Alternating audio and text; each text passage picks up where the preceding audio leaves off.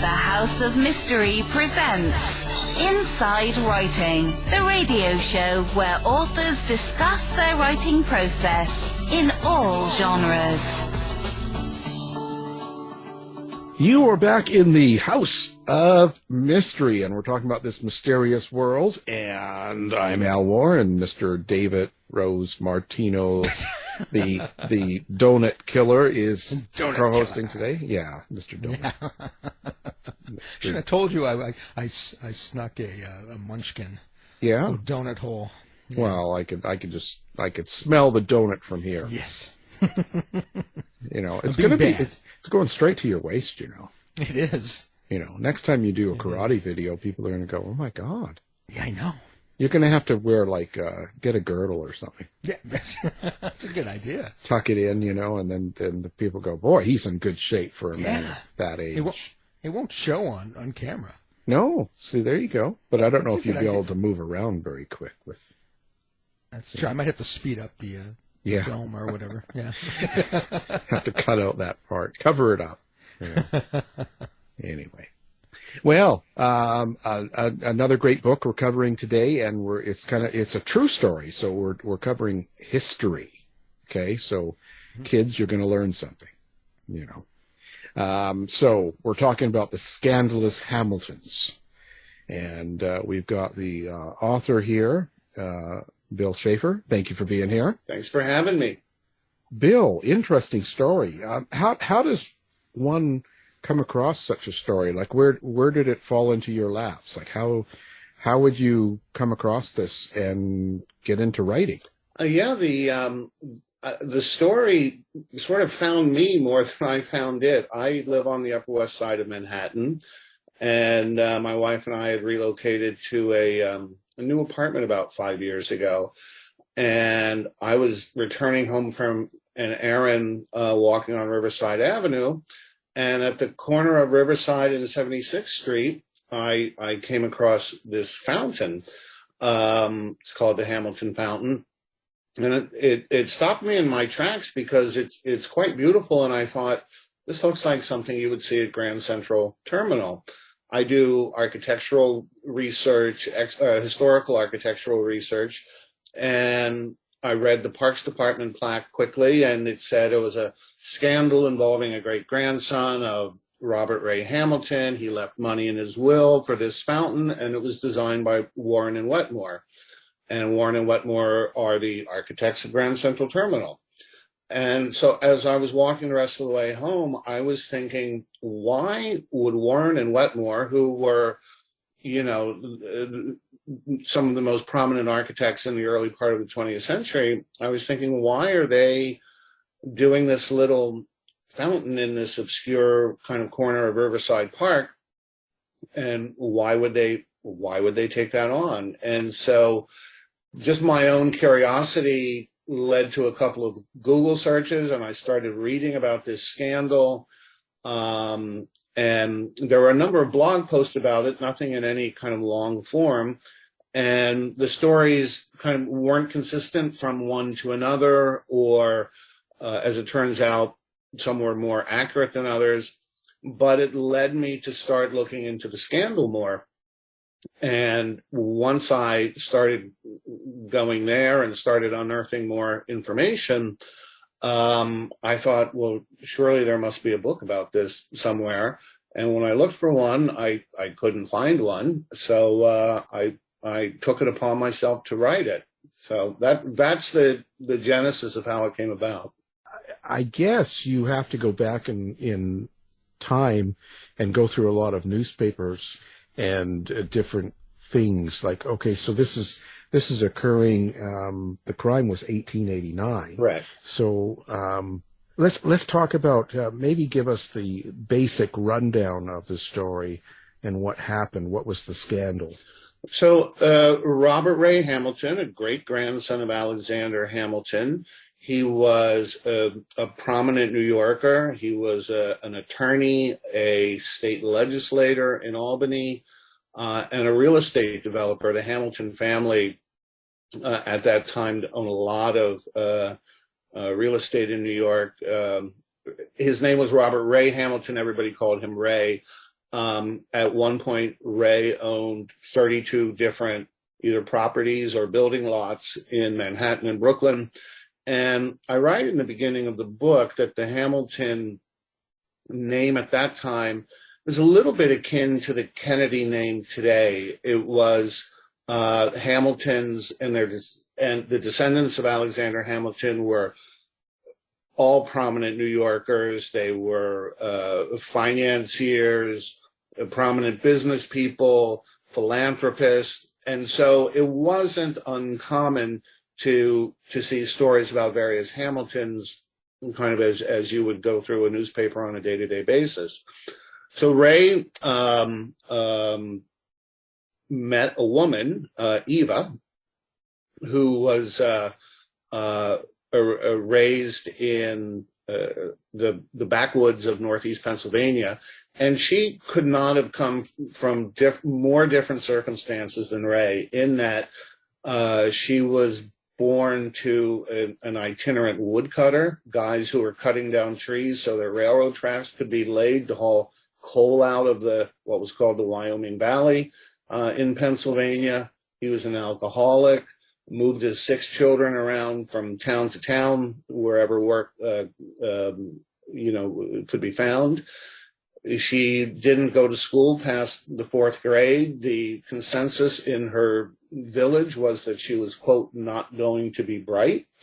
And somehow Ray and Eva met. And that somehow was actually, they met in what was sometimes referred to as a bawdy house. Eva was a sex worker, a prostitute.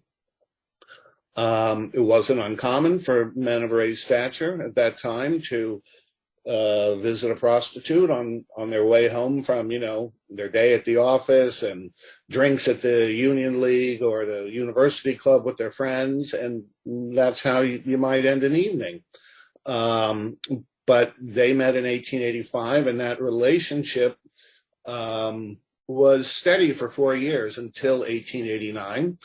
Steady, but infrequent, in that Ray was in Albany a lot of the time on state business. He had a law practice up there as well, and was basically only in the city, New York City, on weekends. He provided for Eva. She, was a bit of a clothes horse, a fashionista. He was always buying her clothes and jewelry, giving her money when she needed it. But Eva wanted more. She really wanted to be Mrs. Robert Ray Hamilton. Ray was pretty indifferent to that idea. And after 4 years, Eva concocted a plan to get what she wanted. She decided her plan was to tell Ray that she was pregnant with his child, and that the right and moral thing for him to do was to marry her. Eva never was pregnant. However, she actually purchased a baby at what was called a baby farm, which at that time they were basically illegal orphanages. Midwives would take in babies. If a woman gave birth and either couldn't or wouldn't keep the baby, she could just give it to a midwife, and the midwife would turn around and sell them for $10, basically, was the going rate. No questions asked, no formalities of going through an orphanage, anything like that. The unfortunate part of that is that babies who weren't deemed desirable enough or couldn't be sold were almost always victims of infanticide. So they were left to die, basically. So that was a very sad part of the research. I didn't know anything about what was termed baby farming at the time, but that's how it came about that Ray married her. So they became Mr. and Mrs. Robert Ray Hamilton. So he's from a prominent family, and he's got a reputation and a name. So when he marries someone like this, how was his family and friend towards her? Nobody knew about it. Eva came back with this baby. She she knew that Ray was going to be away for most of the summer. You would think, how are you going to conceal a pregnancy from somebody you see fairly regularly? He was away for most of the summer, and for her last few months of pregnancy, women had at that time what was called a laying-in period. You could go, it was essentially bed rest in kind of the last 2 to 3 months, basically the last trimester. You could go to a hospital and have your laying-in period, but most often women would go to either their mother's house or an aunt or a sister. And because Eva's family was all in upstate New York in Elmira, she said, I'm not going to be here for the last 3 months of 1888. When I come back around New Year's, I will have our child with us. And so she did return with this child basically right before New Year's of 1889. Ray was introduced to the child that was, quote, his. And so a week later, they got married. They went to Paterson, New Jersey, and were married by a minister. There were no family, no friends present. And in fact, the minister's wife and mother-in-law served as the two witnesses to the wedding. And Ray's own brother, who he was pretty close with, didn't even find out about it until 6 months later, when Ray told his father, who then subsequently told his brother. So their wedding was about as quiet and hush-hush as one could imagine. But that must have been, how did he keep it secret, sort of thing? I guess he wasn't close with them, or they didn't come by and visit him at the house, or did they not live together? Well, actually, what happened is a couple of months after their wedding, nobody visited them that I know of in that brief amount of time. But Ray, he loved the outdoors. He was a big hunter and fisherman, loved the West. He had traveled there by himself when he got out of law school. And so he decided to relocate Eva and their baby and a baby nurse that they hired to San Diego. And he was going to San Diego. The trains had just started arriving to San Diego in the 1880s. It had gone from this sleepy little place to kind of a booming town with lots of beautiful oceanfront, real estate available for purchase. And they were only there, though, for 4 months.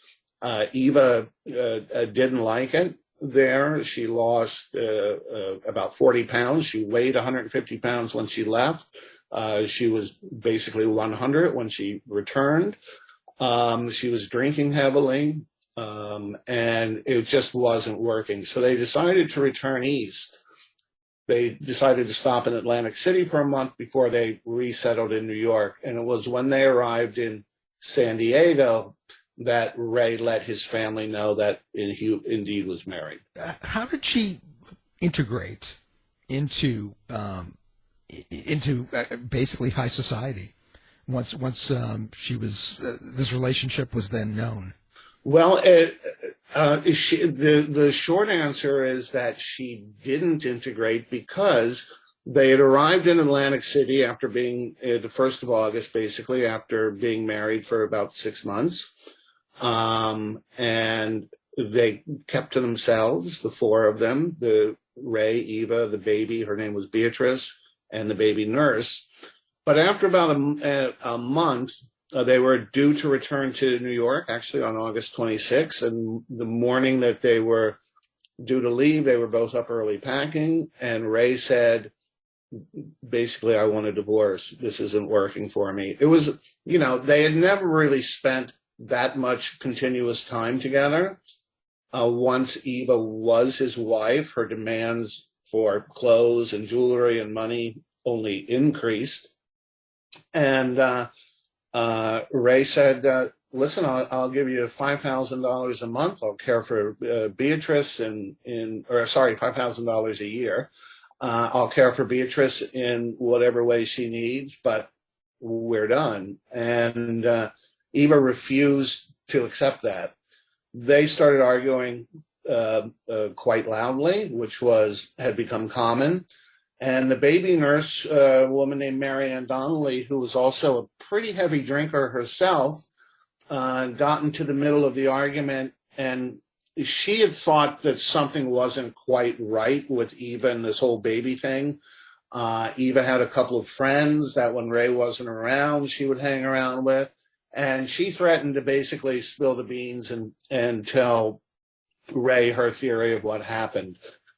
So, or how she thought that Eva acquired this baby. Eva became incensed. Eva and the nurse were both drunk by 10 o'clock in the morning. Eva had sent the nurse out at 7 a.m. to buy a bottle of whiskey, which they both were drinking from.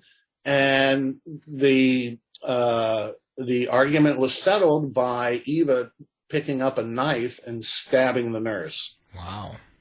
Mr. Intestines by 1/8 of an inch, but she collapsed on the floor in a pool of blood.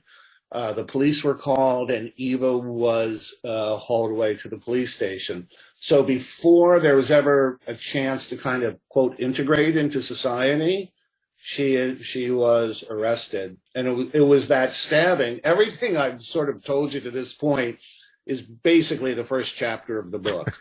but that stabbing incident occurred about lunchtime on Monday, August 26th. By that evening, reporters from the New York newspapers, Philadelphia newspapers, Baltimore newspapers, essentially who could get on a train and be there by late afternoon was there. And the next morning, headlines were splashed across the country, front page headlines with the Hamilton name in it, that Hamilton's wife stabs baby nurse, basically, some variation of that. And it set off quite the scandal. Here was the Hamilton name in the newspapers for all of the wrong reasons.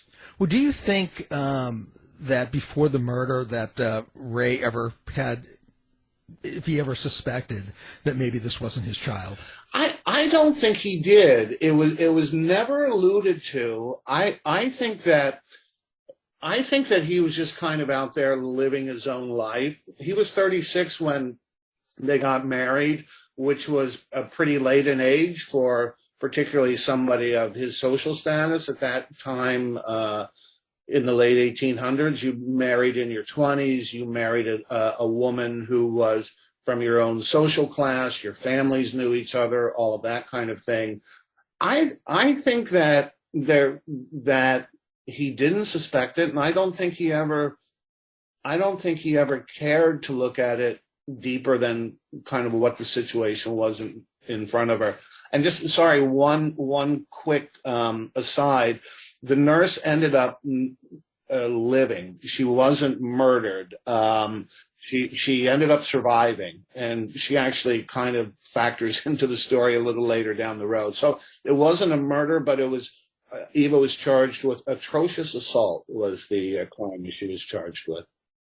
But I don't think Ray was indifferent to the relationship and everything about Eva, I think, for a long time. And so I don't have any evidence that it ever dawned on him that this might not be everything she's saying it is. So when she was charged and then sent in and she was about to face trial, did Ray stand behind her? Like, was he with her? He absolutely did not, because Ray had some very well-connected friends in New York who took it upon themselves to contact a guy named Thomas F. Burns. Tommy Burns was his name. He was the chief of detectives for the New York City Police Department, quite a character in his own name. It was said that 6 guys couldn't pull a heist in New York without 2 of them being in Tommy's pocket. He worked both sides of the fence. He had a salary of $5,000 a year, but a bank account in his wife's name that held $250,000, which he explained were gratuities paid to him from Wall Street businessmen for keeping them safe.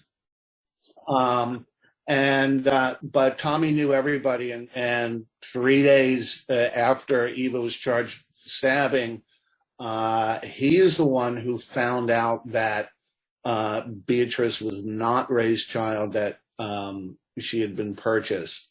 That, of course, if the headlines about the stabbing were, a big deal, once this came out, now it's just front page reading every day. And this is going on for months. When we think of today, a celebrity scandal that, satellite trucks are lining somebody's street and everybody's, tweeting conspiracy theories, and people are coming forward as having inside information about the whole thing. That was all going on then. All of the stuff that we would think of today is going on then. The only media outlet, though, was the daily newspaper.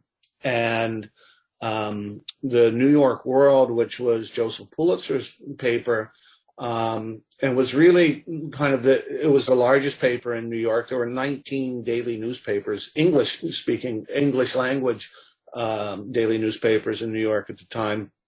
His was the biggest, and he really championed the common man, the working man. And so this was a tailor-made story for Pulitzer, because it pitted the haves and the have-nots, and he was always publishing stories on wealthy and privileged people getting their comeuppance, as it were. And so this kind of had everything, and it was a big deal at that time for a story to command a full column on page one.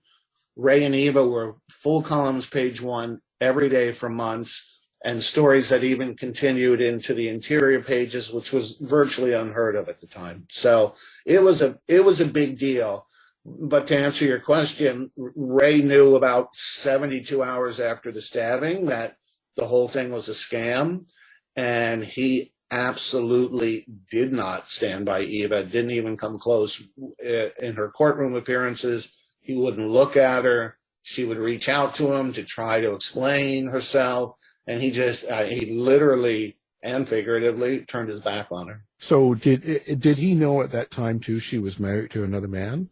That came out shortly after the quote fake baby came out, in that while she was in this relationship with Ray, she was in a common law marriage with, the best way to describe him is basically kind of a drunken buffoon, a guy named Josh Mann, who she thought she was attracted to in some way. She kind of felt sorry for him, I think. And his mother was involved in it as well. So it was Ray, Josh, and his mother, a woman named Anna Swinton.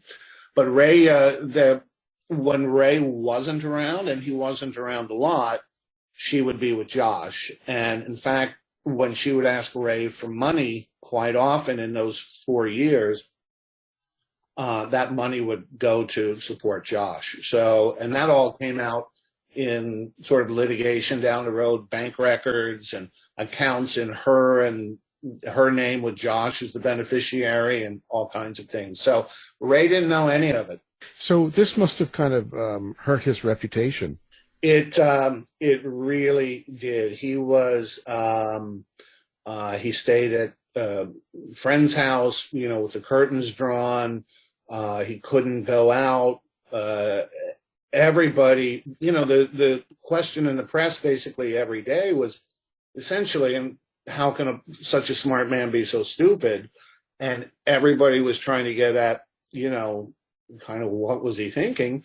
But he never addressed the press directly. His friends would address them from time to time, saying, he feels bad, whatever. But his reputation was pretty well shot. So to the extent that the following year in 1890, he said basically the heck with it and moved out west. In June of 1890, he resettled in Jackson Hole, Wyoming. While this was happening, did Ray's family stand behind him? They did. There are a few letters from his father to Ray that are still around, and his father says, basically after Eva's trial and her conviction, he wrote to Ray to say he was proud of, Ray's comportment and demeanor throughout all of it. Privately, they weren't so pleased, only because that's not the way Hamilton's got their name in the newspaper, basically. But, it's still a father backing his son. So, and his brother also, stood by his side, but his reputation clearly had taken a beating. How did she end up? She was convicted of this, right? She was convicted and sentenced to 3 years in the Trenton State Prison. She served about 2 years. She figured out while she was there that there was a pay-for-play pardon system with basically the corrupt New Jersey governor, a guy named Leon Abbott at the time. And if you had the right amount of money and had the right lawyer, you could get a pardon. And the going rate was basically $1,000. She found an attorney that the governor liked, or who was in the governor's pocket, basically, paid him $1,000, and she was granted a pardon after 2 years. Wow. Now, if I'm reading right, what happened to Ray himself? Yeah, I don't want to make it. I guess there's no other way to say it without it sort of being a spoiler. But Ray went to Jackson Hole, and his intention was he was only there a couple of weeks before he started working on a new real estate development project. Basically, he wanted to build a grand hunting lodge. The trains were, Yellowstone by that time was a national park. Trains from the East Coast were going out west more frequently. It was easier to get to. And, a lot of, Wall Street guys, who today say, let's all get together and go out hunting and fishing and all of that stuff. They did that then.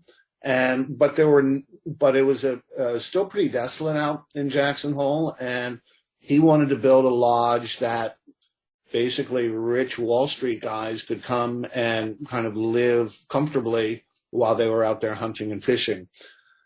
He just a few weeks after he was there, he arrived in June of 1890. He met a guy named John Dudley Sargent, who was also an Easterner of sort of shamed reputation. He was a long-lost cousin of the painter John Singer Sargent. The Sargent family was a East Coast, Maine and Massachusetts moneyed family. John was a bit of a ne'er-do-well, and he had moved out there with his young family, and he had homesteaded the property on Coulter Bay. If you or any of your listeners have been to Jackson Hole, Coulter Bay is probably, it's one of the most desirable pieces of real estate on Jackson Lake, directly across from the Tetons. It's breathtaking.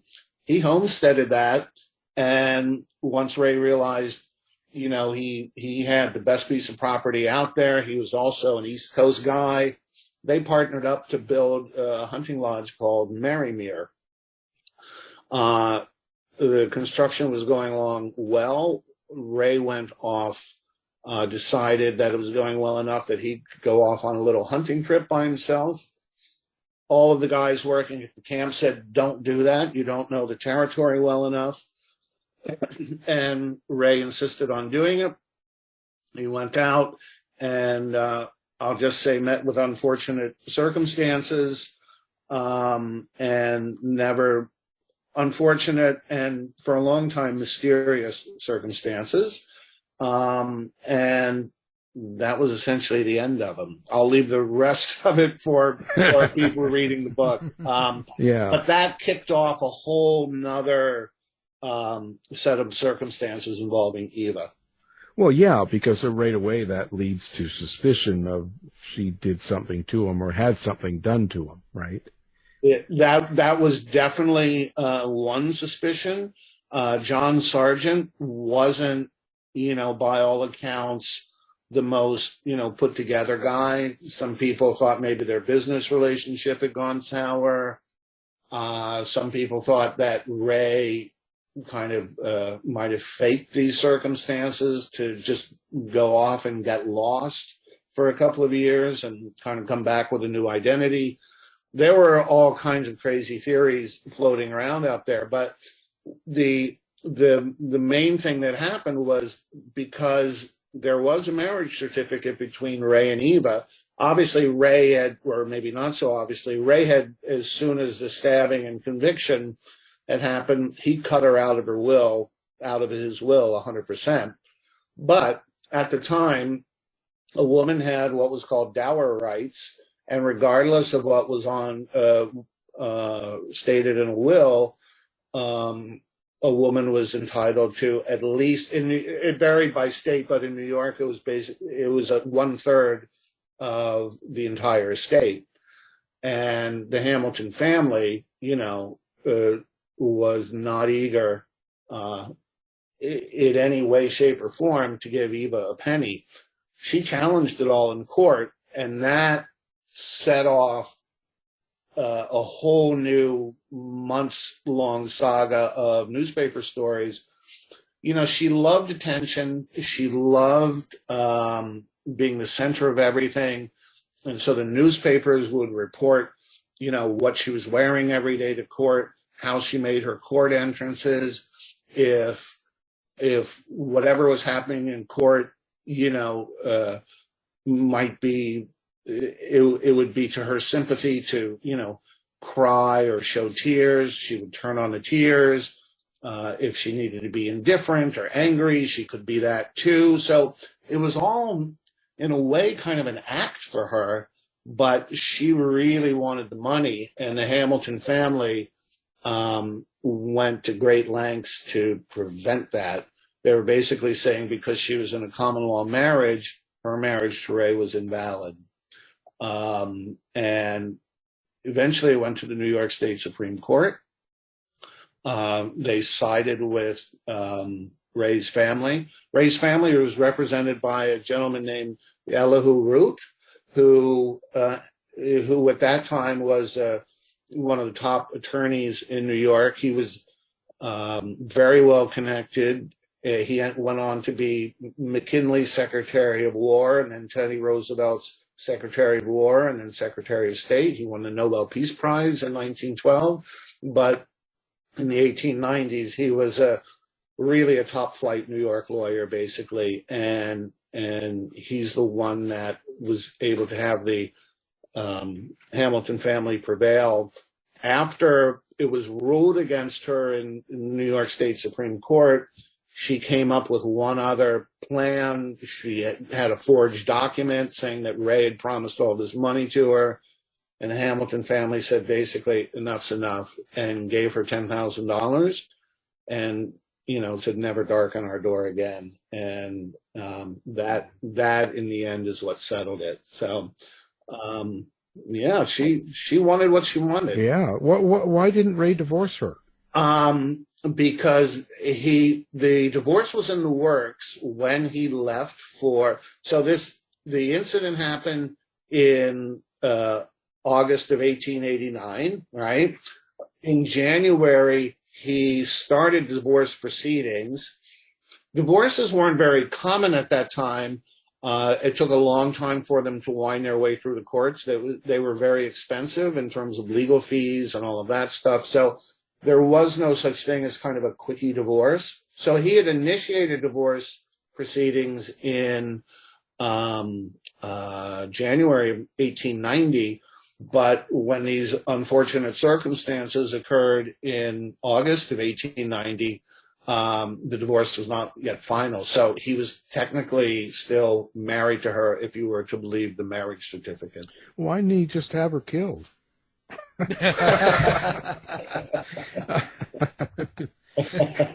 Well, do we? I have not been asked that question before. Well, he's got connections. He's got that. He's got detectives, and He definitely had. Well, actually, when he went away to Jackson Hole, she was in prison, and so I'm not sure how he could have arranged something like that while she was behind bars. I suppose it's possible, but when he left for Jackson Hole, she was safely incarcerated, and it was due to be another 2.5 years before she would be out. And nobody thought that the circumstances would come up where she would be fighting with his family over his estate. Wow. Do we know what happened to the baby? We do, and I write about it. The entire book took about 2.5 years to research, and during most of that time, I was on the hunt for what happened to Beatrice, and a lot of dead ends trying to figure that out. She had several guardians, right? From 1890 through the first decade of the 20th century. I finally found somebody who was, I thought I had a good shot of being, connected to her family, and I contacted them. They were sort of by marriage, and I asked if any of her descendants would like to speak to me, if there were any documents, photographs, anything. And it came back that the family knew that Beatrice had a very difficult life in her first years. She never spoke about it, never wanted to speak about it. And out of respect for her privacy, they declined it. So out of respect for their wishes, I abided by that. I do know that she basically changed her name as early as maybe when she was 16 or by the age 18. She moved about as far away from New York as you could and remained in the United States. And by all accounts, had a healthy and full life. She had children and grandchildren and, lived to an old age. So, but out of respect for the family's wishes, and as you read the book, poor Beatrice is just, what a way to begin life. So I respected that. Now, one of the things that seems to be really important to you, especially in this book, because even in part of the title is you talk about the dawn of tabloid journalism and stuff. So maybe talk a little bit about that, what you mean by that. Right. So when I began researching the book and trying to tell the story in full, I was able to, because all of Eva's courtroom stuff was appealed to the New York State Supreme Court, there was the initial criminal trial and then all of her civil action. All the testimony and courtroom documents from her criminal trial were rolled into her civil action, and that was all in the Supreme Court. So when I found those court documents, and there's roughly 1,000 pages of them, everything was there from a sort of officialdom point of view. I also found a box of letters in the New York the New York City Historical Society of people, nothing in Ray's hand, but friends and family members who had written to him while all of this was going on, expressing their feelings about it all. And then I started looking at newspaper accounts, and the more newspaper accounts I found, the more that popped up. And so one of the things that, just from a research point of view, I was comparing the newspaper accounts to what was happening in the courtroom. A newspaper said, so-and-so said this, and then I could check the courtroom testimony to see if that was the case. So sometimes they did report accurately. I would say there was not a lot of fact checking going on in newspaper reporting at that time, particularly with the more sensational New York papers, The World, the New York Sun, but even to a degree, the Tribune and the New York Times. And it hit me that really the newspaper accounts and how or what the media does with a celebrity scandal intrigued me. So, readers of the book will see a lot of headlines in there that sensational headlines from newspapers, how the story was happening versus what was being reported in the newspapers, and how each side, particularly when it got to the civil action, Ray's family versus Eva's side, used the media to try to manipulate the media to kind of win in the court of public opinion.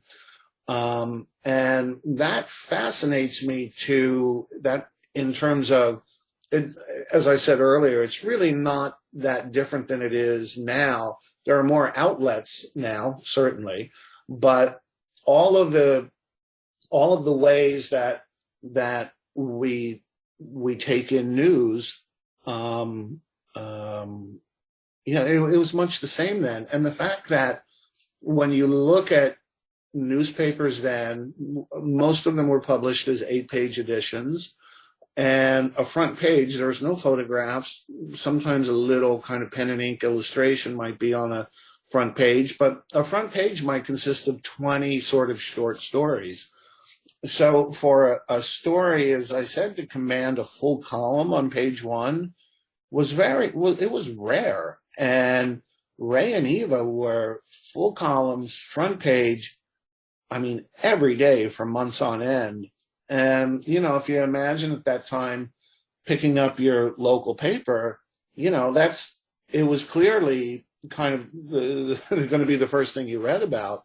And the newspapers couldn't get enough of their story. It was everything that makes a great story in terms of the haves and have-nots and the privileged and unprivileged and these crazy circumstances that kept unfolding almost like a sort of a melodrama, and I was just taken by that, and I really wanted to make sure that how the media, and that was relatively new in terms of the way newspapers told the story, the sort of sensationalism of not just this story, but anything that could be sensationalized generally was. There were more people who could read in the 1890s than could 50 years before, and it was an outlet for somebody who just wanted to take in news on a daily basis. Well, it's interesting that you have to wonder if it would have, how it would do today. Like today's got similar. There's so much more access to this sort of stuff now with the internet, right? All that stuff. You kind of have to wonder. Where Eva's criminal trial was after the stabbing, it was in a little town in New Jersey called Mays Landing, which is about 20 miles inland from Atlantic City. And it was the county seat of Atlantic County. And the courthouse is still there. It's been added on to in the wings, but the original courthouse is still there. And it's a courthouse that sat maybe 75 people or so, had, large windows wrapped around the building. And when Eva's trial was going on, you couldn't get, people would line up, both locals, vacationers from Atlantic City were coming up to the trial. Ray's friends came down from New York for it. And it was the courtroom was so crowded, not only standing room, they had to close the doors. They would open the windows on the side, and newspaper reporters would be on stepladders, listening through the window at what was going on in the court. And, you know, if you went down that little main street in Mays Landing today, you know, I mean, that would just be filled with satellite trucks and reporters doing, you know, stand-ups outside of the, you know, as people entered the courtroom. Here's the testimony is expected to go till 4:00 this afternoon or whatever it is. And then, you know, rushing people when they came out to get their reaction of what happened inside. It was all of the same thing.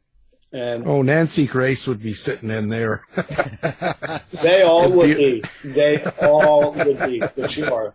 And, you know, as a funny little aside, there's the courthouse. There was the county jail right behind it. And next to it was the sheriff's house. It was a guy named Smith Johnson, who was the sheriff at the time. And his wife, after Eva was convicted, she had 2 weeks until she had to report to Trenton. And so the sheriff's wife, Jenny, had taken a liking to her and said, you don't have to stay in the jail. You can stay basically in the third floor of our house, kind of a dormer, attic kind of thing. And there were 2 young boys living in the house. And one of them, I don't know if you've ever seen the series Broadway Empire, and Nucky Thompson, who was the Prohibition kingpin of Atlantic City.